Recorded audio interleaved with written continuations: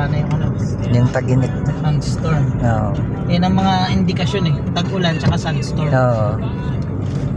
Pahabol na yung lamig eh.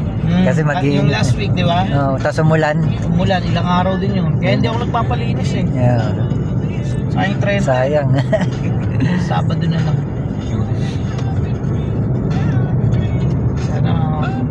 Sana yung mga flight maayos na. Oo, sir, ang daming natenga.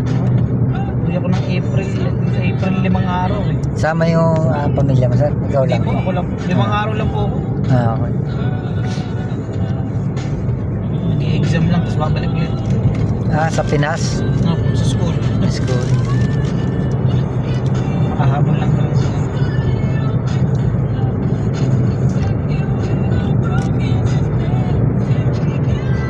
Mahal ang ticket yun, sir, no? International eh. 2,100 yung nakita ko. Yun na pinakamura.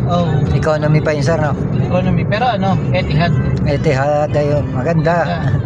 Compare sa AirAsia. Ay, Tsaka sa Philippine Airlines. ayoko. Mula nung nakasakay ako nung nasa Damam ako, 4 na taon. 4 na taon din ako Philippine Airlines. Yung first time ko nakasakay ng ibang eroplano, ay kung di na ako sasakay ng Philippine Airlines. Pwede naman palang ganito. Parang nasa bus ka lang na ordinary. Oo. Sira-sira yung bangko. Walang TV. Ayun kasi, yung huling abroad ko ako yung nag-book. Yan nakuha ko, Philippine Airlines, connectican siya. Damam to, to Dubai to Manila. Nakakamura, nakakuha ko niya, nasa 800 yata yun, mahigit. One way. Oo.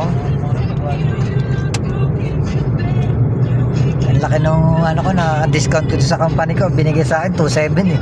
Ayos, panalo. Kabig ko pa. Oo, kabig nga ako dun. Laki ng pulsa ko yun. Sa June kami uwi pa